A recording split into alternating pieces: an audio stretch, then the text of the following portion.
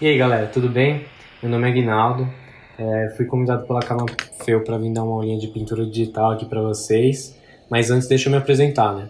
Tenho 19 anos, já trabalho com a Camafeu mais ou menos desde os meus 16, 17 anos.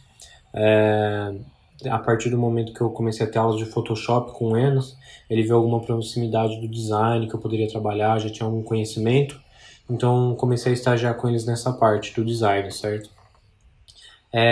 Só que com essa proximidade do Photoshop, você vai se aproximando de algumas outras áreas, né? Eu comecei a conhecer a pintura digital, comecei a me aproximar bastante dela e descobri um mundo novo, né? Procurei alguns cursos, fiz alguns cursos de pintura na escola mesmo, na Camafeu. Estudei na Quanta também, fiz curso de pintura digital lá.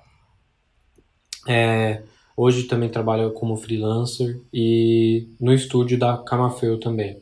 E dou algumas aulinhas de Photoshop lá de vez em quando acabar essa situação que a gente está passando no mundo, passa lá para ver a gente, né? Espero que você aí do futuro já esteja numa situação boa, né?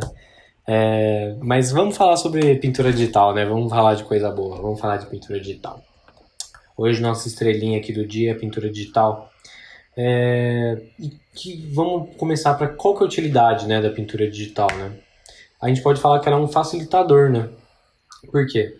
Hoje em dia, você trabalha com a pintura digital, você acelera muito o seu processo, o seu trabalho, certo?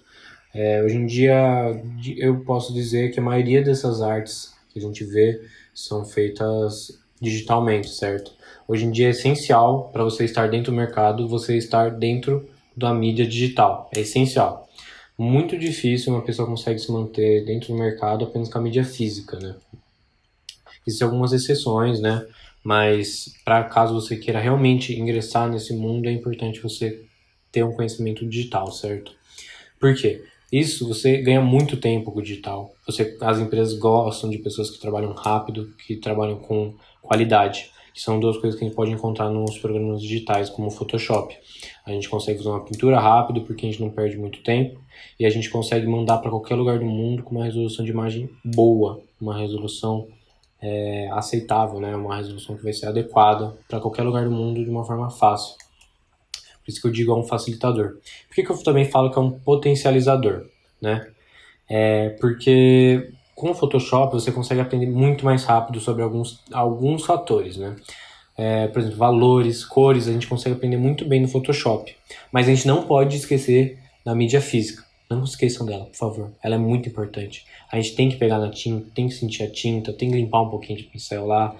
Mas quando a gente está cansado, a gente quer estudar, o Photoshop ajuda muito. Porque você vem aqui, imagina você derruba uma tinta em cima daquela folha, daquela sua pintura, e aí você tem que recomeçar. Aqui a gente não tem esse problema. Se eu passar um pincel errado aqui, eu dou Ctrl Alt Z, acabou, já voltei, né?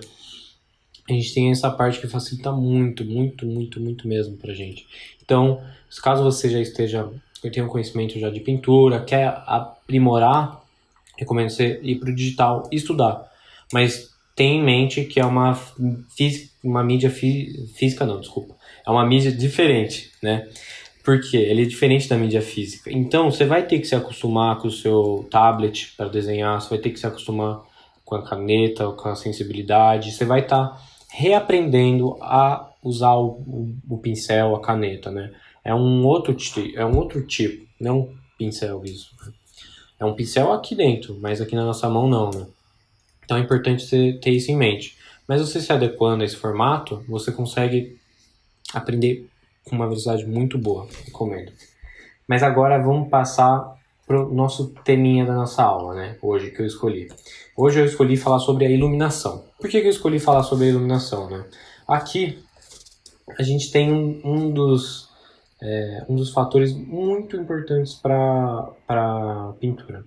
Posso até dizer que é um dos fundamentos mais importantes para a pintura. Por quê? Tudo que a gente vê é formado pela luz, certo? Quando a gente está olhando para algo, são as ondas que saem de uma fonte de iluminação, certo? Vamos supor que aqui tem uma fonte de iluminação vindo do sol, por exemplo, pode ser. Deixa eu fazer um pedacinho do sol, para ficar bonitinho. São essas ondas que vêm, batem em algum objeto. Vamos supor que vamos vir até essa esfera aqui que eu já fiz. Ela bate aqui essa luz e ela vai até o olho do nosso espectador, né? Vamos fazer um olhinho aqui. Quando ela chega dentro desse olho, o nosso cérebro recebe essa luz, e ele processa uma imagem pra gente, né? E a gente vê tudo a partir disso. Tudo que a gente está vendo ao nosso redor é nada mais, nada menos que a iluminação. Ela que faz isso, né? Por isso que tudo é influenciável, né? Os espectros de cor, eles acabam formando as cores pra gente, os formatos. Então a gente tem que ter essa delicadeza, analisar de uma forma até mesmo filosófica, eu posso dizer, né? E física também, né? Mas pensar nisso, analisar, refletir sobre essa formação que ajuda também no nosso trabalho, né? Mas vamos para a parte agora da pintura mesmo em si, né? Como que a gente começa, né? A gente tem a nossa forma, aqui em primeiro lugar. A gente está vendo aqui que a gente tem uma forma, um objeto, que ele vai receber nossa luz.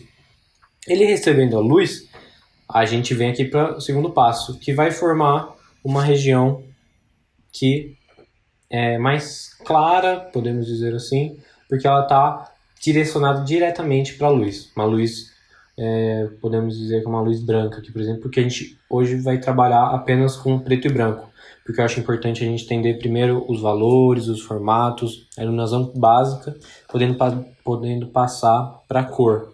Quando a gente passa para a cor, já começa a ficar um pouco mais complicado e pode enganar um pouco a nossa mente. Por isso que preto e branco acaba ajudando muito a gente trabalhar. Só com o preto e branco a gente consegue fazer diversas peças e dá para ficar muito bom entendendo os valores das coisas, né? E quando a luz bate no nosso objeto, o que acontece? Ela vai gerar uma luz na forma. Vocês estão vendo então o formato? Ela acompanha, tem uma dissipação aqui, né? Dessa luz. E o que ela vai gerar? A sombra própria. Essa dissipação da luz, né? A luz na forma. Porque a sombra, ela acaba existindo por conta da luz, né? Porque e sem uma outra, elas não podem existir, né? Então, com a luz vindo aqui e se dissipando, ela acaba criando uma sombra própria. A gente está vendo essa região, a gente pode chamar ela da sombra própria, certo? Só que tem um fenômeno da parte que a gente pode chamar de um sombrão, assim, vamos dizer. Que já não é uma parte mais física, assim, mas é uma parte mais teórica. Por que é o sombrão? Tá vendo que a gente tem essa luz aqui, uns tons médios aqui de cinza, e aqui a gente tem uma parte muito escura. Essa parte é onde recebe pouca luz. Acaba virando uma parte bem definida, né? Mas aqui embaixo a gente acaba recebendo uma outra iluminação, né? Que é a luz refletida, certo? O que acontece com essa luz? Na mesma coisa, as ondas de luz, elas vêm e passam, elas também não vão todas aqui para a nossa esfera. E elas vão bater nesse chão, vamos dizer que essa luz veio 100%. Ela veio, bateu nesse chão, agora a gente está vendo esse chão, porque a luz está vindo para os nossos olhos, como eu tinha explicado. Só que ele absorve um pouco e o resto vai para todos os lados, um pouquinho, né? Vamos dizer que vai um pouquinho para cá de 10% dessa iluminação. Isso eu estou estipulando números aqui para a gente entender. Não estou dizendo que é assim que funciona fisicamente, tá bom, gente? 10% aqui e a gente tem uma luz refletida aqui. Porque a luz bate aqui e vem para cá. Quando a gente tem um objeto mais perto no chão, um fenômeno pode acontecer. Se a gente subir esse objeto, acho que não dá nem para vocês verem aqui, né? Mas se você sobe esse objeto, ele vai receber menos luz refletida, porque a luz ela vai se perdendo no espaço, né? Ela vai se dissipando, porque tanto ela se dissipa no objeto, ela segue o movimento do objeto, ela segue o seu formato, como ela também se perde no próprio espaço, né? Por isso que a gente vê tudo ao nosso redor, tem essa iluminação que ajuda a gente a ver. Mas também o que gera todos esses fatores? A luz ela acaba gerando também a nossa sombra projetada, que está aqui no número 8, certo? O que é essa sombra projetada? Nada mais, nada menos do que a luz vem, bate aqui, a iluminação é recebida desse lado e acaba gerando uma sombra aqui, né? Onde a luz não está chegando com tanta intensidade. A gente pode até ver que onde a luz vai indo mais longe, a nossa sombra, ó, ela vai se perdendo um pouquinho aqui, né?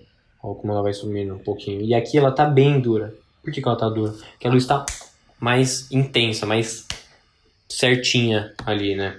Mais direcionada.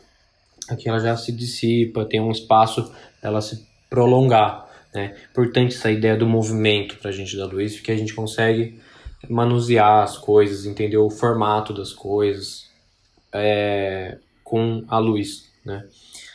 Mas também tem outro fenômeno que pode acontecer, que é a sombra de oclusão, que tá no nosso número 6 aqui. Até peço desculpa pela letra aí, gente, se não é tão boa, sabe como é que é, né? Letra de artista, né? Tem um negócio assim de letra de artista, né? Não sei, não tenho certeza. Mas a sombra de oclusão, o que que ela é? A sombra de oclusão é essa parte que a gente vê aqui embaixo. Tá vendo que é bem escura essa região? É onde a gente pode dizer que a luz não consegue chegar com uma intensidade suficiente para iluminar lá. Então, resumidamente, a luz não chega muito lá. Chega minimamente, bem pouquinho assim. É bem difícil a luz não chegar em algum lugar. Ela sempre chega bem pouquinho, né? Mas ali quase ela não chega, né? Porque vamos dizer que nossa esfera recebe essa luz refletida, só que aqui 10% isso aqui já é absorvido e joga bem pouquinho. Então chega um pouco ali, só que é quase nada. Mas o que a gente pode ver como exemplo de sombra de oclusão? Rugas, né? Essas partes mais escuras dos olhos, essas regiões bem escondidinhas, né? Que a gente acaba tendo no nosso corpo, né? Que pode ter em diversos formatos, né? Na vegetação, em animais, né? Sempre a gente tem que buscar isso para que vai auxiliar na nossa pintura, né? E sempre importante também a gente lembrar da forma do objeto. Tem objetos que podem gerar mais sombra de oclusão, menos sombra de oclusão, né? E essas daqui são uma das nossas bases para nossa pintura, né? Eu cheguei a falar sobre a pintura figurativa e também acho importante a gente esclarecer o que a gente vai ver sobre a pintura figurativa. Como que ela funciona na pintura digital. O que é a pintura figurativa para a pintura digital, né? A pintura digital e o lado figurativo, eles andam muito juntos, porque a gente tem produção de artes fantásticas, retratos, estudos de busto, anatomia. Então, a arte figurativa é o quê? Pode ser tudo que remete a algo de uma criação humana. Então, por exemplo, o dragão não existe, mas é uma criação, uma ideia humana. É algo que a gente vê, tem uma perspectiva, tem uma iluminação, tem uma ideia de real. Não perto do realismo, mas sim de ser algo real. Pode até mesmo ser estilizado, né? Então a gente pode considerar o corpo humano como figurativo, certo? Plantas, animais, como já disse, né? E essa é a base da nossa iluminação, né? Então, acho importante agora a gente ir para a nossa demonstração. Vamos partir para lá e vamos ver o que vai rolar agora, né? Bom, como a gente já estava falando sobre a dissipação da luz, né? A gente tem que entender algumas sobre o formato das coisas também. Só a iluminação não vai ajudar a gente a decidir isso. Lógico que ela é a base, né? A gente pode dizer que ela é a base. Mas da mesma esfera daquela lá que a gente chegou a mostrar, a gente também tem que entender que, por exemplo, num quadrado, as coisas não vão acontecer da mesma forma, certo? Por quê? Porque a gente vai ter aqui no quadrado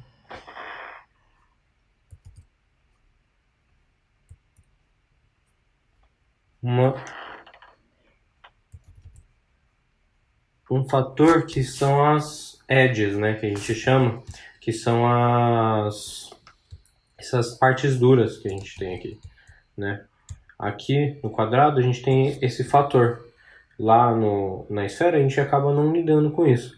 Só que isso vai influenciar na luz, porque a luz que bater aqui, né, ela vai se dissipar para outra região. Ela não vai continuar como se fosse uma esfera que tem essa curvatura assim, né?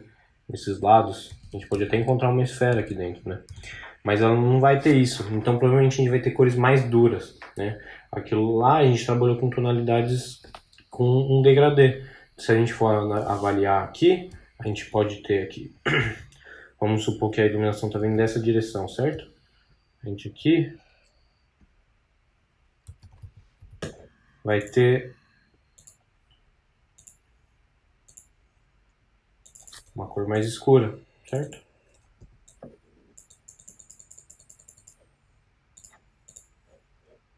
Mesmo. Se a luz está vindo de lá, a gente vai ter uma cor mais clara vindo aí de cima. A gente pode dizer também que aqui no lado, já que a luz está vindo mais ou menos de cima, vai ser levemente mais escuro.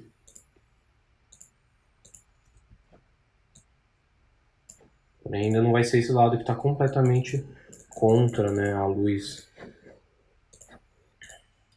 Certo? Aqui um quadrado bem simples, mais para a gente falar sobre as formas, que é muito importante, porque nesse busto aqui de argila que a gente vai trabalhar, a gente lida com vários formatos. A gente tem um formato triangular aqui no nariz, uma esfera aqui dentro dos olhos, né? Tanto o formato do rosto. Aqui a gente tem vários formatos aqui na testa, né? A gente pode encontrar isso daqui, essas musculaturas da sobrancelha, né? Os lábios. Então a gente acaba tendo que lidar com diversos formatos junto com a iluminação, né? E se a gente não conseguir mesclar esses dois juntos, a gente não vai conseguir um bom resultado, certo? E também a gente vai acabar agora lidando com o fator do busto, com esse gesso, que é a textura, né? Que também é muito importante para a pintura. Por quê? Se a gente está tendo esse gesso aqui, certo? A gente tem que trabalhar com brushes e uma textura que vai conseguir representar um gesso. Não adianta eu tentar usar brushes mais lisos, talvez, eu não vou conseguir essa textura do gesso, né? E é muito importante a gente começar trabalhando com bustos. Por quê? Porque a gente vai estar trabalhando com um material só aqui, um material único, né? E esse único material vai acabar auxiliando a gente ter essa compreensão da criação da textura com os brushes. A gente vai entendendo o brush, como é que ele vai funcionar, quais brushes eu devo usar para fazer tal textura, e é muito importante isso vai ajudar muito mesmo o nosso processo de aprendizado com as texturas, trabalhar com materiais isolados. De preferência escolher bustos, animais, alguma forma, não só uma esfera, porque uma só esfera a gente acaba trabalhando um trabalho meio simples, a gente faz rápido e não tem tanto aprendizado. Aqui eu já estou estudando a anatomia do rosto junto, né, por exemplo, podemos dizer. E a gente treina vários formatos, né, como eu disse. E agora aqui eu estou preparando o fundo para nossa pintura aqui. E a gente pode trabalhar de duas formas esse início. Existem pessoas que preferem trabalhar com a silhueta apenas. Eu posso pegar aqui uma silhueta desse formato aqui dela, né, e fazer aqui. Ou eu posso trabalhar com um desenho, né. Eu vou fazer aqui o desenho, vamos acelerar aqui o vídeo para eu terminar esse desenho e a gente volta aqui, beleza?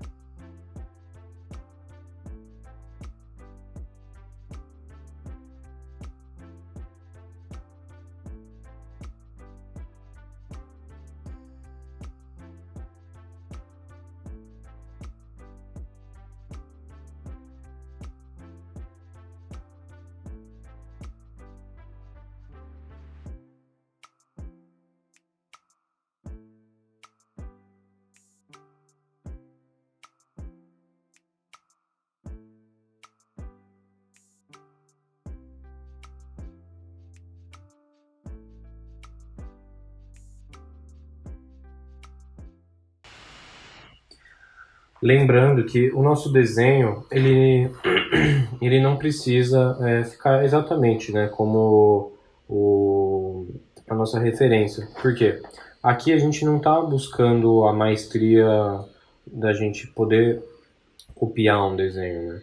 E sim a gente está representando a nossa visão. Lógico que é muito importante a gente ter alguns fundamentos como uma base, né, para ajudar o nosso desenho. Porque senão a gente vai virar uma bagunça aqui, a gente não vai conseguir fazer a representação adequada que a gente, pelo menos, gostaria, né? Muito importante ter essa base, mas a gente não tem que ter essa fidelidade, né? E aqui eu já estou com uma boa base para o meu desenho, eu busco não colocar tantos detalhes, né? Acabou que acabou escapando uma coisinha ou outra, que às vezes sai aquela mãozinha foge ali, né? Mas eu busco não colocar tantos detalhes porque isso aqui vai sumindo com a pintura, né? Eu já desenho, eu costumo desenhar tudo numa layer, já vou passando por cima, eu vou usar só como base, certo? Uma layer pro desenho, né? Aí aqui que a gente tem essa base, eu venho aqui, abaixo um pouquinho a opacidade, porque isso é apenas algo que vai nos auxiliar, né? Esse desenho não é o objetivo dele ficar aparecendo. Eu venho aqui, pego o laço, vou selecionando o formato do nosso desenho. Eu posso até já fazer algumas modificações, né, que eu busco. Eu uso esse laço duro, né?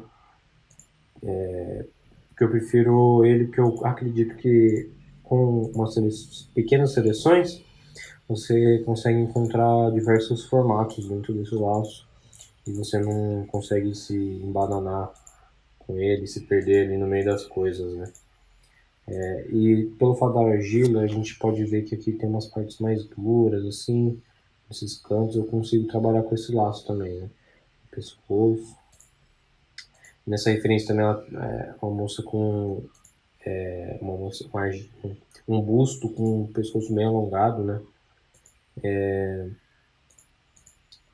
E aqui a gente tem nossa base selecionada, certo? O que a gente vai fazer? Tem uma layer aqui, vou colocá-la para baixo, vou pegar uma cor base mais clara que o fundo, a gente pode ver aqui, né? E, ó, aqui a gente tem esse pulo da imagem, né? E aqui a gente pode já começar a trabalhar. Não precisamos deixar essa seleção, vamos tirar ela. E eu vou clicar nisso daqui, por quê? O que acontece? Como vocês podem ter, alguns já devem ter percebido na esfera, se eu passar, ó, outra cor, não vai escapar agora desse formato. Eu não vou pintar o nosso fundo, não vou sobrepor ele, certo? Então vamos lá. Eu coloquei já alguns escuros aqui, já marcados, que a gente já consegue, com essa cor base, estabelecendo alguns escuros, a gente já consegue avaliar as partes onde existe volume, certo?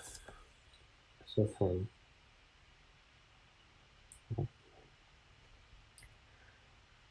Aqui eu só vou dar uma reforçada nessas partes, porque realmente a gente pode ver aqui que elas são partes realmente muito escuras. A gente pode talvez até chamar de sombra de oclusão, porque provavelmente essa foto foi retirada em algum estúdio, né, de manipulação de imagem, onde só tem uma fonte de luz vindo bem de cima aqui, né? E a gente pode deixar isso bem marcado, que vai ajudar no nosso trabalho já. Vamos lá. Acelerar aqui o vídeo enquanto eu vou colocando essas partes mais escuras.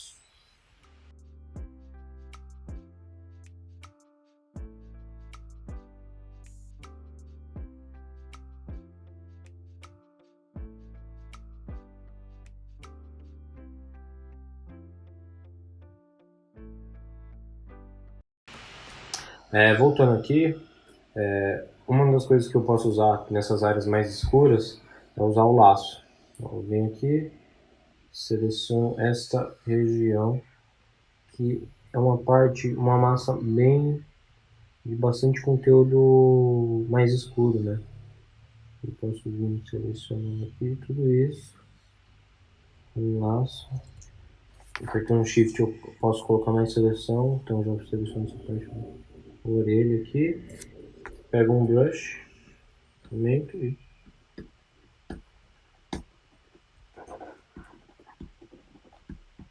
Posso até pegar talvez um brush que seja mais eficiente para isso. Aqui para baixo, vamos lá.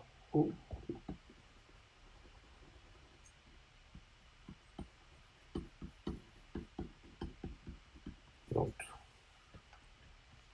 E a gente consegue já uma boa parte de preenchimento aqui, né? Vamos continuar aqui. Sempre lembrando, a gente tem que sempre lembrar que a gente deve ficar trocando os brushes. Por quê? O brush é nada mais nada menos do que um carimbo, né? Se eu ver aqui e der um clique até com o mouse, que é mais preciso, né? Ó, é isso aqui é o brush.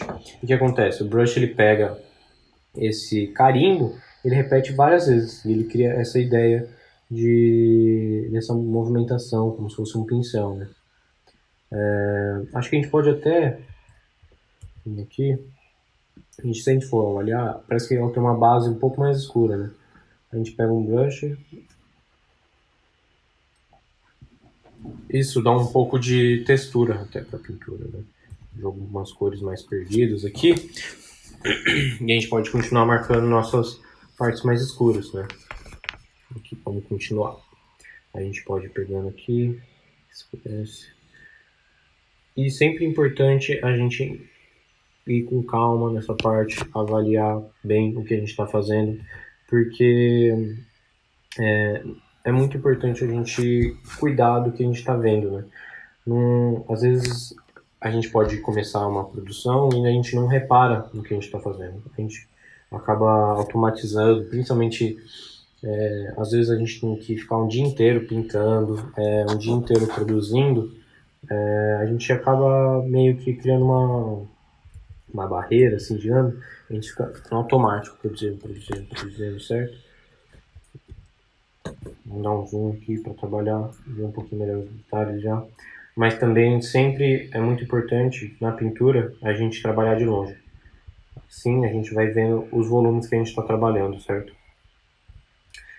Mas que eu estava falando da parte da ideia que a gente tem que tomar cuidado do que a gente está produzindo, né? A gente tem que avaliar, a gente tem que analisar, porque isso a gente vai criando uma carga para a gente que ajuda a gente a poder, vamos pegar uma carga que a gente acaba usando para o resto da nossa vida, né?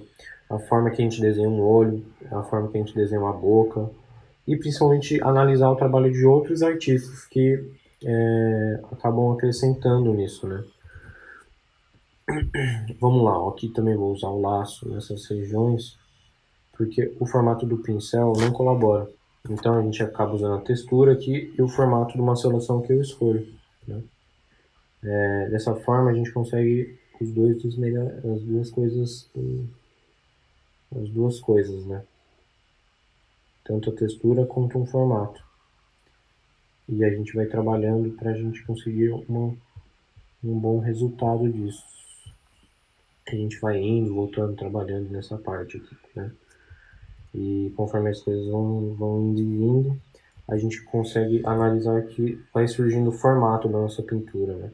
A gente também tem que ter essa parte do exercício de paciência. A gente não pode querer que simplesmente as coisas aconteçam, né? A gente vai analisando nossa pintura, vai vendo os formatos que vão sendo gerados com os escuros, com os claros, né? E acaba virando quase um cabo de força, a gente pode dizer, né? Só que é um cabo de força que ninguém pode ganhar, né? Um dos dois lados. Tem que ter um equilíbrio perfeito da luz e da sombra, né? Porque caso tenha mais sombra, a gente vai ter uma pintura que vai ser de uma estética mais pesada, né? A gente vai ter uma cena mais escura, né? Com menos iluminação. Se a gente for avaliar uma cena mais clara, vai ficar com uma outra aura de uma cena com mais escuros, né? Então é sempre importante a gente entender os valores que a gente está usando, as cores, né? Que a gente pode ver que a gente tem uma gama alta, né? Do 0 ao 100, né? Então é sempre importante a gente avaliar em que grau que está essa pintura, por exemplo. Eu posso dizer, ó, tem uns brancos aqui que talvez podem chegar a 100%. Mas se a gente tirar eles e avaliar sem esses branquinhos, posso dizer que essa pintura está entre esse preto e esse cinza, talvez, com alguns acréscimos desses brancos, mais puxado perto do 100%, né? Sempre muito importante a gente avaliar esses fatores, porque eles influenciam na pintura. Então, uma dica que eu dou é sempre fiquem atentos ao que vocês estão fazendo. Não deixem virar um processo automático a pintura, né? Tragam a delicadeza, o olhar clínico, né?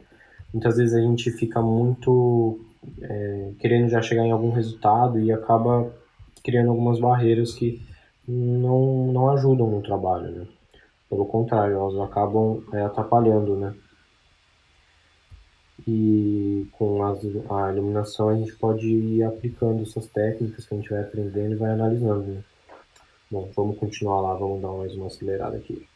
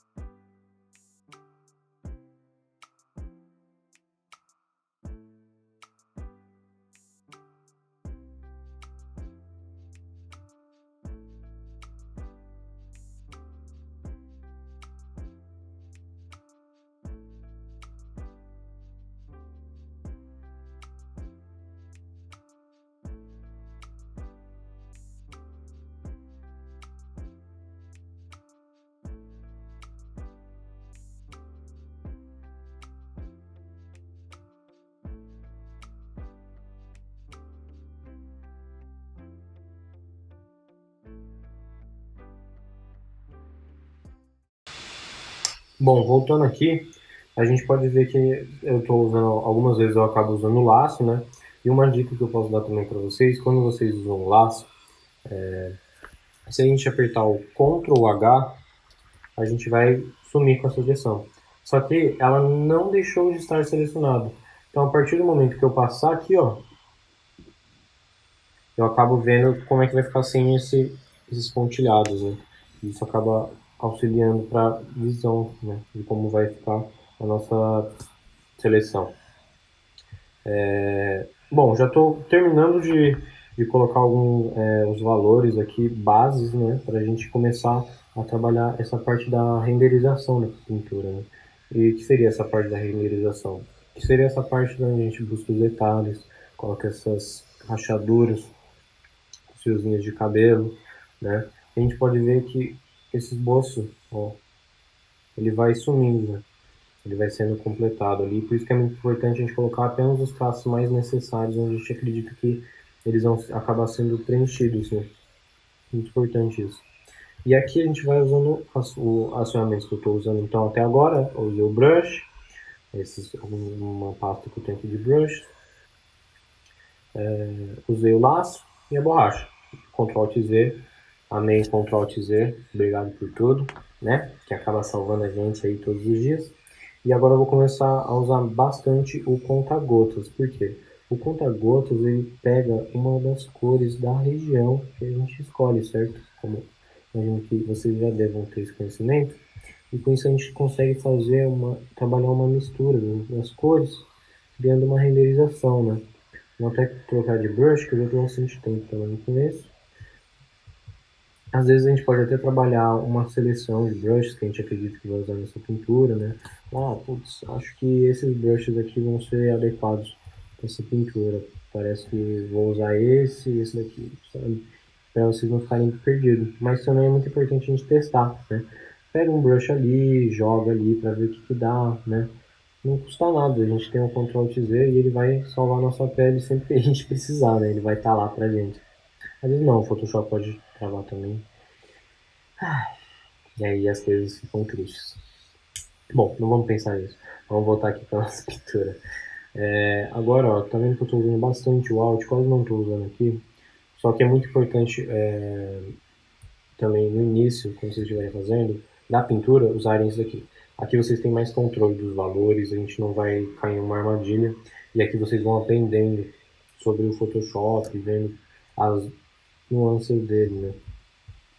Principalmente nessa parte da renderização. Agora, não é indispensável o Alt, ele acaba salvando a nossa pele, porque a gente consegue trabalhar detalhes sem ter que ficar buscando a tonalidade exata, né? A gente consegue trabalhar de uma forma mais adequada, podemos dizer assim, né? Ó, e a gente vai pegando alguns dos detalhes já. A gente pode até usar o brush pequeno. E sempre lembrando, a gente está pintando aqui, pá, vai jogando a tinta digital ali, tinta digital aqui, só que é importante a gente voltar e avaliar como é que tá nossos valores, né? Vamos até esquecer um pouco ali da outra pintura e olhar só para nossa, às vezes, é importante. Ó, até de longe a gente consegue ver alguns detalhes que não dava para ver antes, né? Eu tô vendo que meu rosto desse lado aqui tá muito mais magro. Eu posso desativar isso daqui e dar uma leve aumentada aqui. Porque não estava me agradando. Não que eu queira que fique igual, mas eu acho que assim a gente pode ter algo que seja mais agradável para nossa visão, né? A gente tem que sempre buscar essa agradabilidade na nossa pintura, porque a gente pode ver coisa bonita, né? Sempre muito importante. Bom, vamos continuar aqui nossa renderização da nossa pintura, né? Trabalhando esses detalhes, que a gente já volta. Vamos lá. Bom, voltando um pouquinho da nossa renderização aqui, espero que tenha dado para vocês avaliarem com algumas das diferenças, né? Porque aqui a gente já começa a ver alguns detalhes, né? Mas é muito importante a gente também não se perder tanto neles, porque existem outros fatores antes, né? A gente pode avaliar que nossa pintura em relação àquela outra ali tá muito mais escura, né? A gente pode ver que... Por quê, né? Porque a gente pode agora começar a já colocar um pouco dessa atmosfera mais clara, dessa iluminação que está sendo recebida. E a gente acaba entrando em outro fator, né? Se a gente for avaliar, vou até abrir uma nova layer aqui, para poder demonstrar. Se eu pegar essa cor mega escura, vamos colocar ela, vamos até tirar a nossa imagem aqui, vamos falar sobre os valores que estão ao nosso redor, né? Se a gente for avaliar essa cor bem escura, certo? Vamos colocar um outro cinza aqui. E aí agora a gente vem e pega um cinza claro, coloca nesse meio.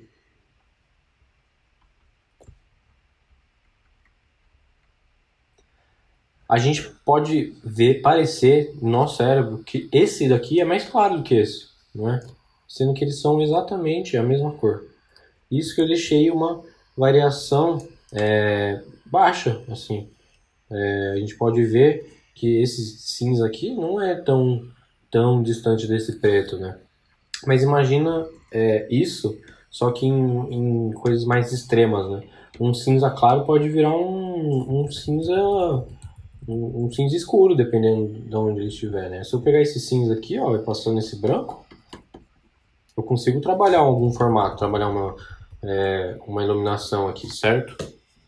É esse tipo de coisa que a gente tem que tomar cuidado, né? Por exemplo, se eu vier aqui analisar, dá pra ver que aqui em volta do nariz já tem uma cor mais clara, mas não é o branco. É só um cinza um pouco mais claro que eu vou passar ali e ele já vai criar o volume, olha. Não necessariamente eu preciso passar o branco, a gente tem que tomar muito cuidado. Às vezes quando a gente está começando a pintar, a gente acha que as coisas são muito claro e escuro, preto, branco e é isso, né? E pode ser o contrário também, a gente pode acabar perdendo um pouquinho desse contraste, né? É importante a gente ter essa medida bem definida, né? Porque senão a gente acaba perdendo alguns detalhes. Mas também pode ser algo da sua característica, né? A gente pode trabalhar uma pintura com menos contraste, ou a gente pode trabalhar uma pintura com mais contraste.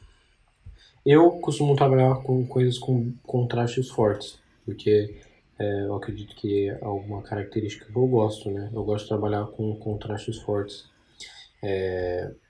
Então é sempre importante a gente avaliar o que a gente gosta, né? De paletas menores, a gente gosta de paletas maiores, né? Trabalhar isso na nossa pintura direto no cinza. Por quê? Porque aqui a gente vai conseguir buscar, né, o nosso conhecimento, saber o que a gente está aprendendo aqui, certo? E agora, ó, a gente já vai vendo que já está bem diferente agora, certo? Vocês que estão aí, principalmente vocês no vídeo, vocês podem ir ali na barrinha, puxar para trás para ver. Sempre legal ver essas diferenças, né? Muito importante a gente ver como que as coisas acontecem, né? Lembra que eu tinha falado sobre até mesmo, né, relembrei aqui no lábio, né? Vamos relembrar aqui sobre o que eu tinha falado das sombras mais definidas, né? Olha como a gente tem esse lábio bem definido aqui. Porque provavelmente a luz chegou, bateu ali e é algo bem direcionado ali, né? Então, ó, a gente vê uma sombra mas bem dura mesmo aqui embaixo, né? Que cria uma volumetria bonita até aqui. Vamos lá. Vou acelerar aqui mais um pouquinho e a gente continua vendo como é que vai ficando nossa renderização aqui.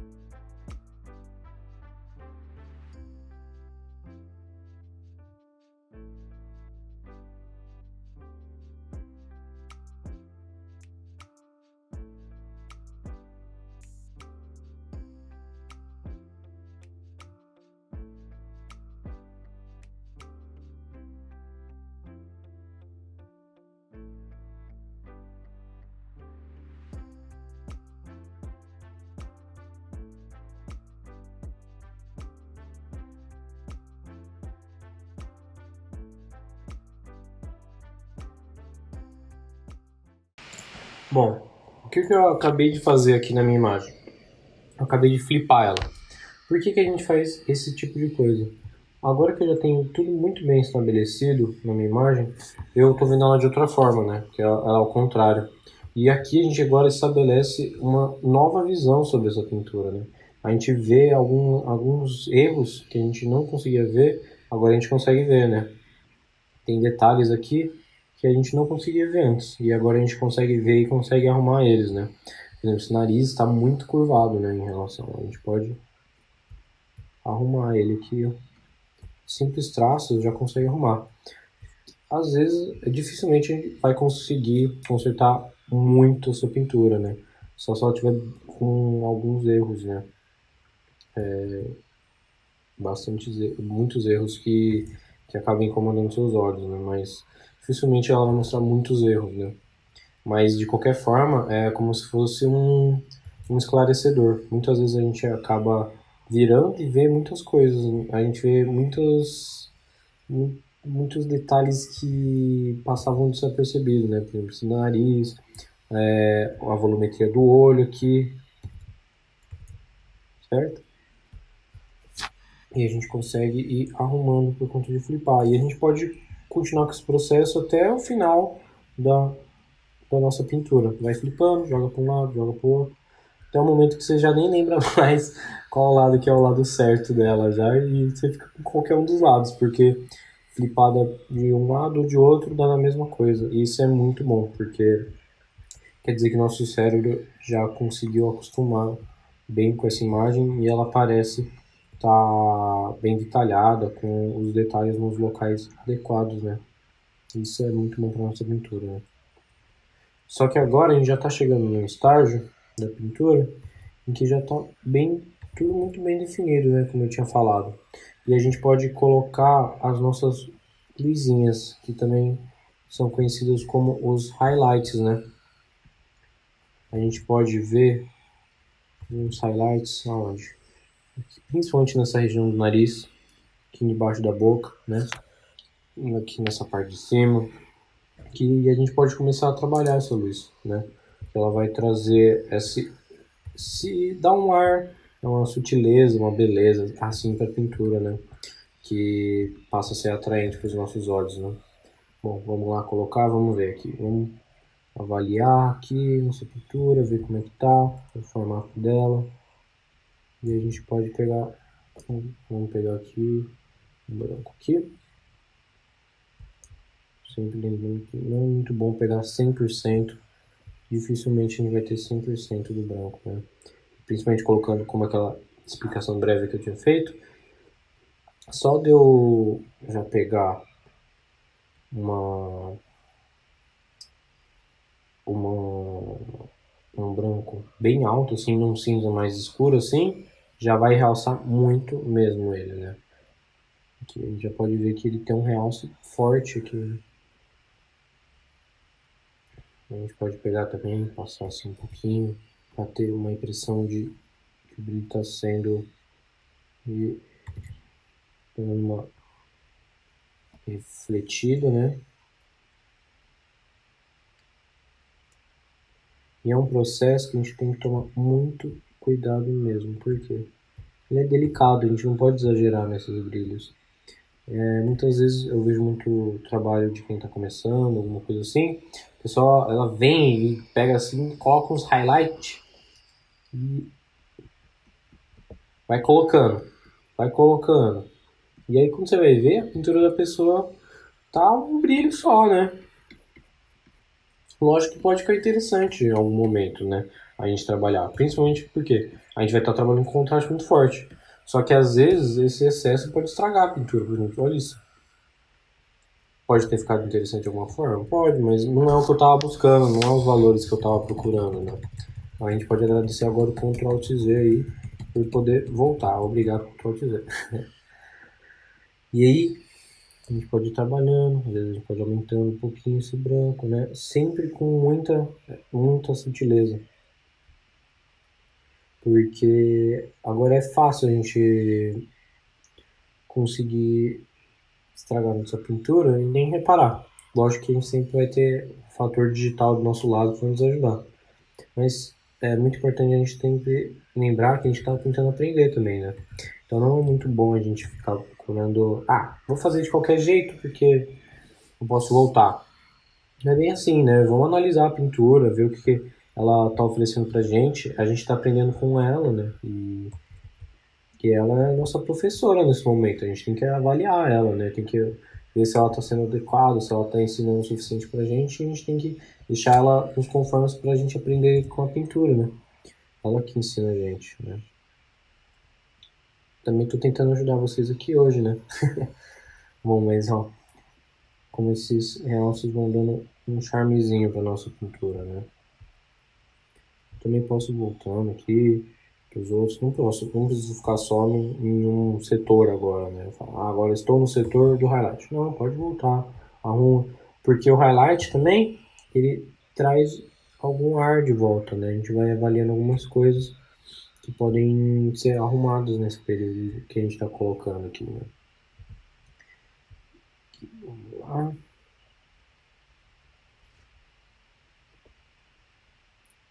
Sempre muita sutileza, muito cuidado, avaliando o que a gente está fazendo, né? Espero que esteja ajudando vocês aqui essa aula, né? E depois coloquem nos comentários também o que vocês acharam da aula, falem um pouquinho. Isso sempre ajuda a escola, sempre é um feedback muito importante que a gente sempre recebe.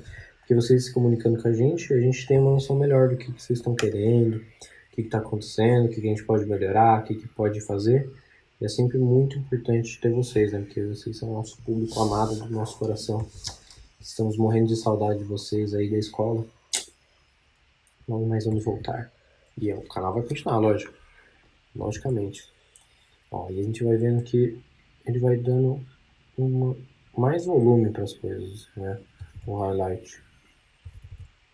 Só que é muito importante a gente ainda respeitar aquilo que a gente tinha falado no começo, né? A gente está trabalhando com material aqui, que é o material que é o barro, né? O barro, alguma forma de um gesso mais rústico, né? E a gente tem que respeitar ele, né? Porque esse é o intuito da nossa pintura agora. Não é ficar igual aqui. É assim a gente tentar representar um gesso. Uma pessoa vai olhar e falar assim, pô, uma pintura do Aguinaldo, só que representando um gesso, né? É isso que a gente busca na nossa pintura. Não que seja do Aguinaldo, mas que seja de vocês, né? A gente vai buscando isso. Só que é muito importante a gente seguir uma referência, algo assim, que vai dando um norte pra gente. Né? Principalmente também a gente acompanhar talvez um cronograma de estudo, né? Pode ajudar, por exemplo, hoje, esse tal dia eu vou estudar anatomia, esse dia eu vou estudar pintura, esse dia eu vou estudar pintura mídia física, esse dia aqui eu vou estudar pintura mídia digital, né? A gente pode ir sempre trabalhando nisso. E algumas coisas vão surgindo, vão aparecendo, né? Esse volume.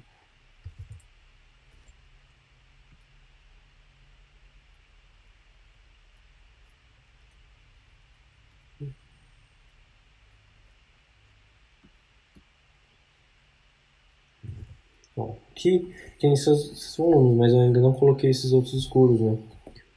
Eu posso ir colocando agora também. Como é algo mais rústico ali embaixo, né? Como se fosse uma argila não finalizada. Não preciso tomar tanto cuidado quanto eu tomei ali. Lógico que cuidado sempre é importante tomar, né, gente? Mas existem algumas partes que a gente pode trabalhar mais solto, né? É muito importante a gente se soltar também. Não vamos ficar muito preso, se sentir duro, ficar até tenso, assim.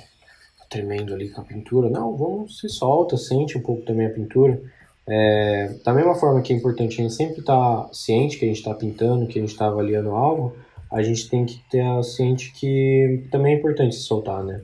A gente tem que sentir um pouco, tem que ter esse fator artístico, né? Que as pessoas sempre falam, de ser inconsciente, trabalhar e você se soltar, né? Isso faz parte da pintura digital também, né? Mesmo que a gente não possa trabalhar uma pincelada, igual uma pintura do Sargent, um artista que eu recomendo extremamente para vocês, um artista que tem muito domínio, Sargent, né? A gente não pode trabalhar que nem ele no digital, mas a gente tem esse lado ainda de artístico aqui, né, presente. Não é algo que sumiu. A gente pode continuar trabalhando com isso, certo? Sempre se lembrem disso, né?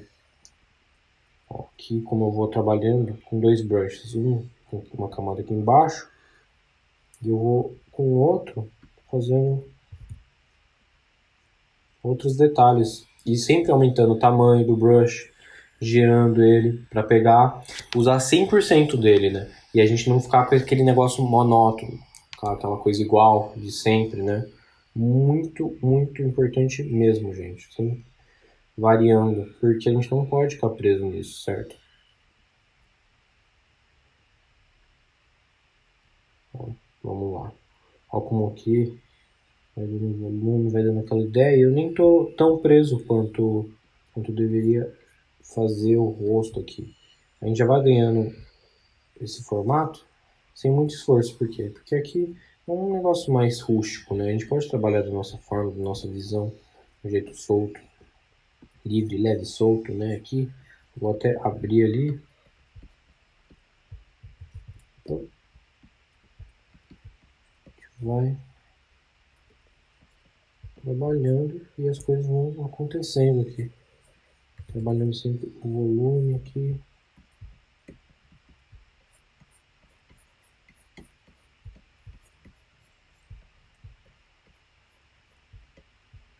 Certo? E aqui eu também tomei liberdade para colocar um contra-reflexo aqui. Não sei se vocês chegaram a reparar. Coloquei aquele que a gente aprendeu lá na esfera, lembra? Então, eu coloquei aqui um pouquinho, uma liberdade bem leve, bem sutil, né? Algo que dá um ar mais, algo mais demarcado aqui, a gente vê algo mais certinho, né? E não vamos esquecer da orelha, senão até tem um cara aí que fica bravo, vendo, deixa sem orelha aí um desenho pra ver o que aquele homem vai fazer ali, ou aquele cara fica bravo, hein? Falando sério, hein? Desculpa aí, tá bom? Vamos fazendo aqui, montando essa orelha, cuidando desses highlights finais, certo? E aqui, posso dizer que a gente já está chegando na reta final desse nosso estudo, né? Isso aqui está longe de ser uma peça final, da gente colocar isso aqui, poder colocar isso aqui num portfólio, né? Mas é muito importante a gente também dar um carinho para esse estudo, né? Muito importante você salvar ele. Eu não recomendaria você salvar ele em PSD, arquivo de Photoshop, certo? Para quem creio que quem já está aí assistindo já tem, espero que você tenha esse conhecimento. Qualquer coisa eu posso ver também dar uma aula de Photoshop básico, caso vocês tenham interesse. É colocar aí nos comentários, tem que falar com a gente, né? E a gente pode ir vendo isso, né? Mas eu recomendo não salvar em PSD, por quê? Quando você salva em PSD, você vai acumulando arquivo. Te garanto, no futuro você nem vai acabar olhando tanto, né? Caso você queira muito, ficou uma pintura bonita que te agrade, pode guardar, guarde com convidação, né? Mas vamos tomar cuidado pra gente também não botar nos computadores que acaba também atrapalhando no desenvolvimento do próprio programa, né? Vai ficar meio pesado, fica difícil do Photoshop rolar, se o computador tá cheio, né? E sempre é importante a gente ter uma boa máquina para a gente trabalhar com Photoshop, porque é um programa pesado, né? E ele acaba requerindo muitos dados do seu computador, certo? Aqui a gente vai, olha só como vai ganhando um volume interessantíssimo. Desculpa, é coronavírus, tá? Aqui a gente vai. E essa renderização, digamos que a gente pode ficar horas aqui, né? Para a gente conseguir atingir um patamar que a gente fique satisfeito. Mas aí eu deixaria esse fator para quando você estiver estudando e você mesmo vai avaliando, né? Porque chega uma hora que a gente acaba só rabiscando em cima do desenho, né? A gente não acaba tendo um resultado adequado, né? A gente fica rabisca ali, rabisca aqui e não tá acontecendo nada, sabe? Muitas vezes isso pode acontecer e a gente tem que evitar, né? Porque a gente perde tempo de estudo, assim, perde tempo de outras coisas, poderia estar com a sua mãe, com a sua família, né? Aí você vai estar lá rabiscando o desenho, rabiscando de novo. E não é muito legal isso, né? Ó, peguei um brush mais liso agora e vou usar ele bem pouco. Por quê? Eu não quero dar a sensação de que seja algo liso, porque não é. A gente está trabalhando com material áspero, né? Quem já trabalhou com gesso, massa assim, né? Gesso, argila, ele fica um negócio ressecado, né?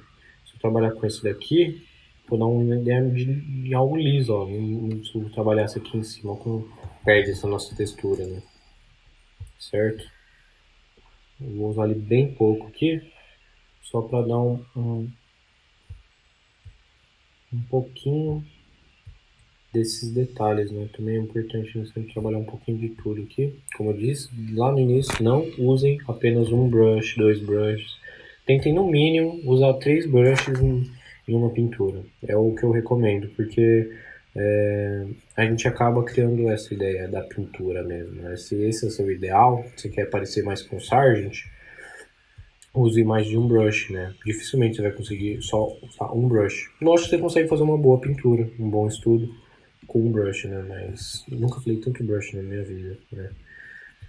Mas com um pincel fica muito difícil. A gente recomenda usar mais de um. A gente consegue trabalhar mais nuances, mais detalhes, né? A gente consegue ter a delicadeza da pintura aqui. E aí depende mais do seu estilo de trabalho, o que você vai buscar, o que você vai buscar trabalhar, né? Se você quiser trabalhar de alguma forma mais lisa, com algo mais que tem uma cara mais finalizada, mais real, a gente pode usar mais brushes lisos, né? Esfumaçados para ajudar. Se você quiser alguma coisa mais, uma pintura mais rústica, procurar algo que tem uma cara com pinceladas carregadas, a gente tem que buscar outros tipos de brush, né? Muito importante essa exploração dos brushes, né? Mas não fiquem presos nisso. Já conheci muita gente que ficava com a cabeça falando, pô, preciso de um brush bom, preciso de um brush bom. Mas não é bem assim, a gente precisa estudar também, né? Não é o brush que vai fazer sua pintura, tá? Você precisa conhecer o brush, estudar o brush, tem que literalmente dissecar ele. A gente vai até aqui numa configuração, a gente consegue ver as coisinhas, os detalhes do brush, né? E a gente não pode ficar preso achando que o pincel vai fazer a nossa pintura. Lógico que ele é essencial, né? Ele vai salvar nossas vidas, ele vai ser tudo pra gente. Mas ele não vai fazer sua pintura. Você não vai pegar um brush e passar ele e vai ficar lindo. Vai ficar tudo que você queria, né? Não, desculpa, mas as coisas não vão acontecer desse jeito. É muito importante a gente estudar sempre, certo? Senão a gente não vai alcançar os resultados só baixando coisas ou vendo vídeo das pessoas pintando, uns time-lapses, algumas coisas assim. Muito importante estudo, né? E buscar boas referências pra gente ter esses bons estudos, né? E cuidado, atenção, certo? Eu acho que aqui a nossa pintura já está num bom estado, né? A gente pode avaliar ela aqui de uma forma já adequada. Mas às vezes a gente fica preso aqui querendo pintar, né? E espero que essa demonstração tenha ajudado vocês aqui. E agora eu posso falar um pouquinho também sobre o que vocês vão estudar em casa, né? Muitas vezes a gente vê um vídeo e o cara ele vai, fala, demonstra, mas como é que eu melhoro? Como é que eu melhoro minha iluminação na minha pintura, né? Quais passos? Eu pego um busto e começo a pintar agora? Será? Eu pego um formato e saio desenhando, saio pintando? O que eu faço? Me ajuda, Guinaldo, pelo amor de Deus, o que eu faço? Não sou a pessoa que vai trazer a palavra máxima para vocês, vai trazer a resposta, mas eu vou passar alguns exercícios que espero que ajudem vocês, né? Vamos decidir que esse aqui vai ser o final, porque quem decide o final da nossa pintura é a gente, né? A gente avalia ela e fala, acho que agora tá bom, acho que agora não tá bom. O que vocês acharam, né? Beleza? Sempre, ó. Vamos ver como é que ficou. Ó, os volumes. A minha tá com muito mais volume, né? A gente pode avaliar assim de longe, né? Bom, mas vamos passar para a segunda parte agora, para a gente também não ficar enrolando só nessa pintura aqui. A gente pode passar horas e horas e horas nela. Só uma pequena demonstração. Vamos falar um pouquinho sobre o que você pode fazer agora na sua casa aí, para você melhorar a sua pintura. Vamos lá? Bom, o que eu recomendo para quem agora viu essa demonstração, está interessado em estudar agora a pintura digital, o que eu vou recomendar para você que está começando agora? Primeiro, conheça o programa que você está usando, o Photoshop. Veja alguma aula, procure alguém que conheça o programa, que possa te ensinar, porque é muito importante você ter um domínio básico do programa. Muito importante você saber abrir uma folha, abrir o formato adequado, como salvar, saber usar as ferramentas, saber usar um brush, baixar um brush, talvez eu possa fazer uma aula disso. Vamos ver como é que as coisas vão indo, certo? E o que eu recomendo para você que já tem esse conhecimento, só que quer começar a fazer a pintura digital. Vamos ir pro básico, né? Tá vendo isso daqui? É um estudo que eu já tinha feito um tempo atrás e a gente tá vendo o quê? Duas formas aqui, né? A gente tem esse donut e essa esfera. Só que, o que eu fiz aqui? Eu treinei um formato de uma esfera, certo? Com uma textura de madeira e coloquei um donut em volta, com uma textura de borracha, certo? Um negócio mais borrachado. E qual que é a ideia de eu ter feito isso? O que a gente está buscando? Tanto a ideia de como a luz vai se comportar, né, nessa pintura. Se a gente vê aqui, ela, como vem a luz, como ela se comporta na madeira, como ela vai receber, a borracha também. E aí é importante a gente usar referências. Busca uma referência de uma borracha, busca a referência de madeira, escolhe um formato, trabalha ele bem, começa do básico, faz uma esfera simples assim, sem muita